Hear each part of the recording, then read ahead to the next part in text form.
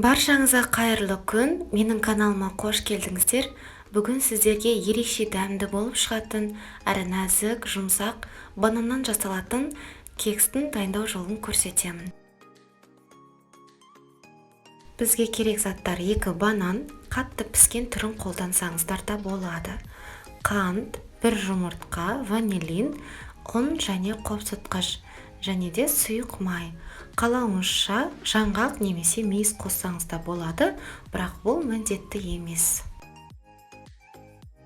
Ең алдымен бананымызды ыдысымызға бөліп саламыз да шанышқымен езіп аламыз. Бізде осындай пюре секілді осындай масса болады. Оған жұмыртқа, қант және ванилин қосамыз.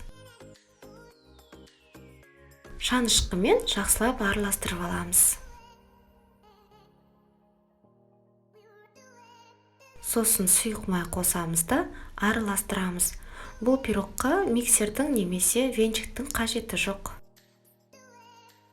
ұн мен қопсытқышты міндетті түрде електен өткіземіз. Бірден қосудың қажеті жоқ. Осылай 2-ге бөлу арқылы қосамыз. Және осылай шанышқымен араластырып аламыз.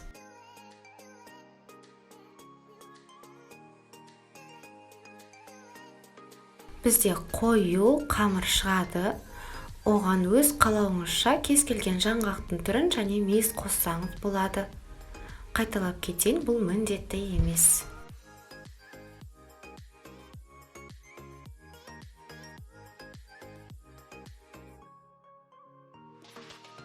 Енді формамызды дайындаймыз. Менде арнайы кекске арналған осындай форма.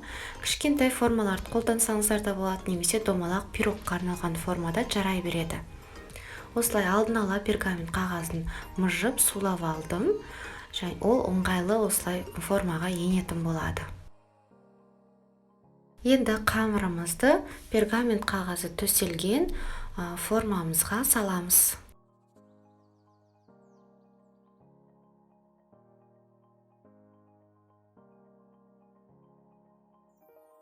Бетін тегістеп, мен сияқты бетіне жаңғақты сепсеңіздер болады. Менде грек жаңғағы, немесе жай осы күйінде пісірсеңіздер де болады. Алдын ала қызып тұрған пеште 180 градуста 45-50 минуттай пісіріп аламыз. Және піскенін ағаш таяқшамен міндетті түрде тексеріп аламыз. Ол құрғақ болып шығу қажет.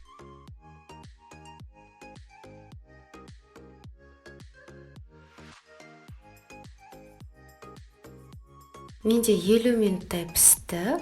Осылай форманың ішінде кішкене суытып алдым. Сосын пергамент қағазынан шығарып кестім. Міндетті түрде дайындап көріңіздер. Өте қолжетімді ингредиенттерден тұрады. Және өте ерекше дәмді, нәзік болып шығады. Егер де менің видео рецептім ұнаған болса, міндетті түрде лайк басып, комментарий жазыңыздар. Және де каналыма тіркеліп қойды ұмытпаңыздар. Алдағы шығатын жаңа рецепттерді жіберіп алмас үшін әрі бірінші болып көру үшін подписаться деген жердегі колокольчикке басып қойыңыздар.